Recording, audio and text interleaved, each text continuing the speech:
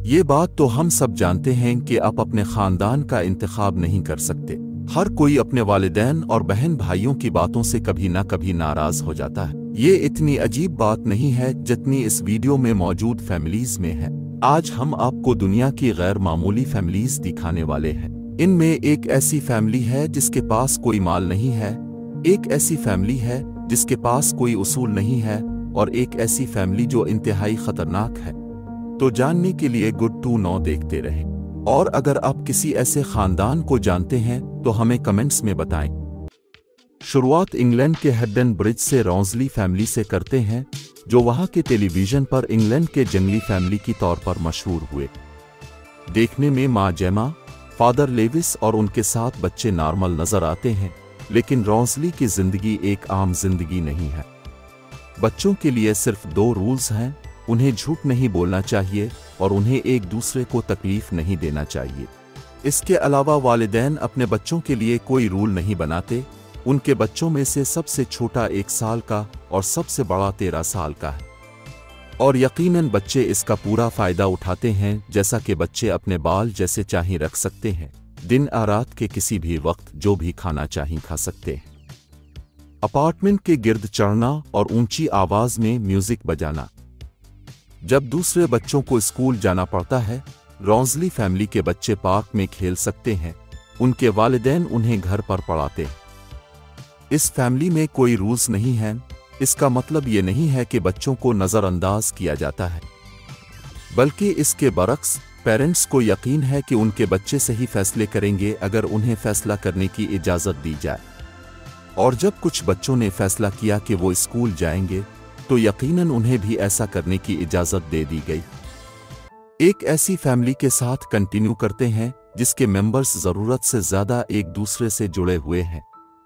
America में West Virginia से ताल्लुक़ रखने वाले वॉटकर कई दहाइयों की बदकारी का नतीजा है। इसका मतलब यह है कि ख़ानदान के बच्चों का हमल करीब तरीन रिश्तों जैसे भाई और बहन से हुआ था, और अगर वालिदैन बहन भाई हैं तो यकीनन इसका बुरा असर पड़ता है। वॉटकर फैमिली के तमाम जिंदा बच जाने वाले लोग रूरल मगरिबी वर्जीनिया में एक छोटे से केबन में रहते हैं। वो सब अपनी हिस्ट्री की वजह से मुख्तलिफ जिस्मानी और ज़हनी बीमारियों का शिकार हैं। ये सब अब एडल्ट्स हैं और उन्होंने अपनी पूरी जिंदगी में कभी भी अपना आबाई शहर नहीं छोड़ा है। एक फैमिली मेंबर एक कुत्ते के भौंकने की तरह ही बोल सकता है। अक्सर बहन भाई स्कूल भी नहीं जाते। टिमी हाई स्कूल जाता था, लेकिन अब वो मुश्किल से बोल सकता है। वॉटकर ने कभी भी अपना आबाई शहर नहीं छोड़ा। उसकी एक वजह उनकी बदनामी है। उनके गांव और पूरे वर्जीनिया में इस फैमिली की बदनामी की शोहरत है, और उनके बारे में बहुत सी खुराफात और अफवाहें फैली हुई हैं। इसीलिए ये अपने फार्म पर रहने को तरजीह देते हैं और लोगों के आसपास रहने की हिम्मत नहीं करते। अब हम आपको एक ऐसी फैमिली से मिलवाना चाहेंगे जो वाकई मौजूद नहीं होनी चाहिए। ये अमेरिका से ताल्लुक़ रखने वाली साबिका टीचर मेरी की लिटनो के बारे में है, जिसने अपने एक स्टूडेंट से इस वक्त डेटिंग शुरू की जब वो सिर्फ 12 साल का था। मेरी की उम्र 20 साल से ज़्यादा थी। इसके शौहर को 4 बच्चों की मां के बारे में इस वक्त पता चला जब उसे इसके स्टूडेंट से मिले हुए लव लेटर मिले। उसने पब्लिक और पुलिस से रुजू किया। मेरी इस वजह से जेल चली गई, लेकिन ये अजीब और गरीब मोहब्बत की कहानी वहीं ख़त्म नहीं हुई। मेरी और स्टूडेंट जेल की सज़ा ख़त्म होने के बाद खुफिया तौर पर दोबारा मिले, और उसके नतीजे में मेरी को एक और जेल की सज़ा हो गई। लेकिन यह भी उसे रोक ना सकी, और इस तरह इसने और उसके स्टूडेंट ने बाद में शादी कर ली और 2 बेटियों को एक साथ पैदा किया। शादी के वक्त उसके स्टूडेंट की कानूनी उम्र थी। ताहम शादी के 14 साल बाद उनकी तलाक हो गई, और 1 साल बाद मेरी एक संगीन बीमारी की वजह से मर गई। इसकी कहानी ने दुनिया भर में हलचल मचा दी, और यहाँ तक कि एक फिल्म का मौजू भी बन गई। मेरी ने अपने जुर्म पर कभी पछतावा नहीं किया और अपने स्टूडेंट को अपनी जिंदगी की मोहब्बत करार दिया। अब हम एक ऐसी फैमिली की तरफ आते हैं जिसने 90 की दहाई में अमेरिका में बहुत ज्यादा खौफ फैलाया था। जॉनसन खानदान, जो के खानदान के नाम से जाना जाता है, कु क्लक्स क्लैन से ताल्लुक़ रखता है। जो कि अमरीकी जुनूब से ताल्लुक़ रखने वाली नस्ल परस्त और पुरतशद्दुद खुफिया सोसाइटी है।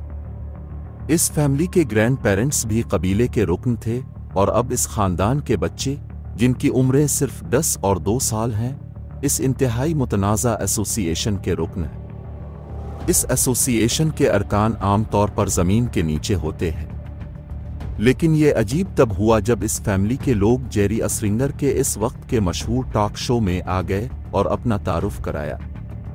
दूसरे टॉक शो के मेहमानों को इस पर यकीन नहीं आया जब ये फैमिली अपने रिवायती कबीले के लिबास में हुड्स के साथ आए और अपने नस्ल परस्त आलमी नज़रिया की वजाहत की। यहाँ तक कि स्टूडियो में हंगामा बर्पा हो गया।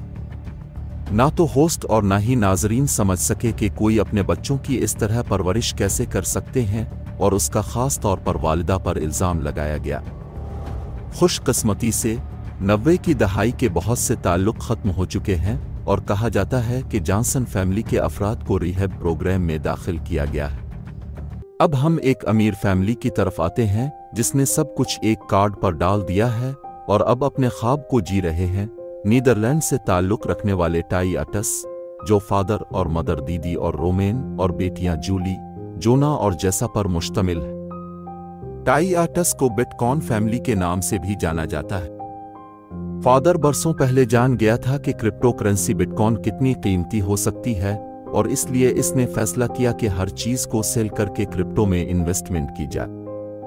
लिहाजा इसने न सिर्फ अपना घर और अपनी गाड़ी बल्कि बच्चों के खिलौने तक भी सेल कर दिए ताकि ज्यादा से ज्यादा क्रिप्टो करेंसी हासिल की जा सके। इसकी कैलकुलेशन ने काम किया और बिटकॉइंस की वैल्यू कुछ सालों में ही नए रिकॉर्ड की बुलंदियों पर पहुंच गई। लेकिन ऐशो इशरत में रहने के बजाय इस फैमिली ने एक फरी और कम से कम जिंदगी का इंतखाब किया। अब वो कई सालों से पूरी दुनिया का सफर कर रहे हैं और ड्रीम प्लेसेस देख रहे हैं। फादर दीदी ने अपने वालिद की अचानक मौत के बाद वो सब कुछ छोड़ने का फैसला किया जो उसने पहले बनाया था। दीदी ने महसूस किया कि इसने अपनी पूरी जिंदगी सिर्फ मेहनत की है। अब वो जब चाहे बीच पर जा सकते हैं और अपनी मर्जी की जिंदगी गुजार सकते हैं।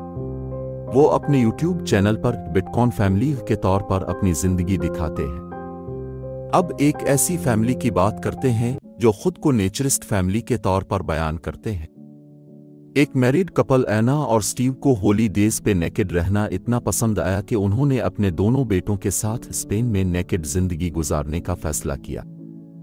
अना और स्टीव के लिए ये दुनिया की सबसे नॉर्मल चीज है जो ज्यादातर लोगों को अजीब लगता है। वो कहते हैं कि ड्रेस के बगैर रहना बहुत नेचुरल और फ्री है, और वो उसे इंटरनेट पर अपने यूट्यूब चैनल पर भी दिखाते हैं। ताहम उनकी डेली लाइफ बिल्कुल नॉर्मल लाइफ जैसी है और एक आम फैमिली से मुख्तलिफ नहीं है, सिवाय इसके कि उन्होंने वाकई कुछ नहीं पहना होता। वो खाने के वक्त मेज पर नंगे बैठते हैं, काम करते वक्त कपड़े नहीं पहनते और अपने बाग की देखभाल करते हुए भी कुछ नहीं पहनते हैं।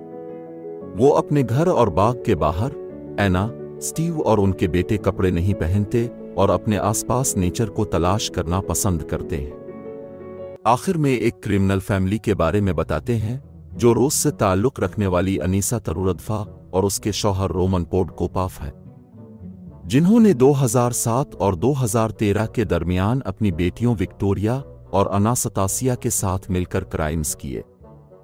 फादर रोमन डेंटिस्ट था और इस पर शक है कि उसने अपनी साबिका बीवी के पहले शौहर को कत्ल किया था। मां अनीसा एक किंडरगार्टन में टीचर थी, लेकिन अपने आप को क्रिमिनल करियर के लिए वक्फ करने के लिए इसने ये जॉब छोड़ दी।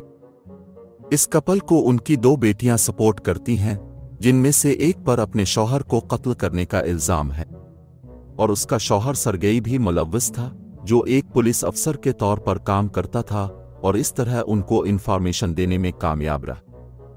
इन सब ने कई सालों तक बगैर किसी रुकावट के रोस में संगीन तरीन क्राइम्स किए जब तक उन्हें गिरफ्तार नहीं कर लिया गया। हम आपको यहाँ कुछ खौफनाक तफसीलात से बचा लेंगे क्योंकि ये बिल्कुल शार्प लिफ्टिंग नहीं थी जो इसमें शामिल थी। उन्होंने पुरतशद्दुद डकैतियों का इर्तिकाब किया, कई लोगों को कत्ल किया और यहाँ तक के बच्चों को तशद्दुद का निशाना बनाया। जाहिरी तौर पर इस फैमिली ने एक आम जिंदगी गुजारी, यहाँ तक कि आखिरकार वो 6 साल बाद गिरफ्तार हो गए। ये थे दुनिया के गैर मामूली खानदान। अगर आप इन फैमिलीज में से किसी में रहने का सोच सकते हैं तो हमें कमेंट्स में लिखिए। अगर आपको वीडियो पसंद आई तो लाइक और सब्सक्राइब करें। हम आपको अगली बार यहीं मिलेंगे।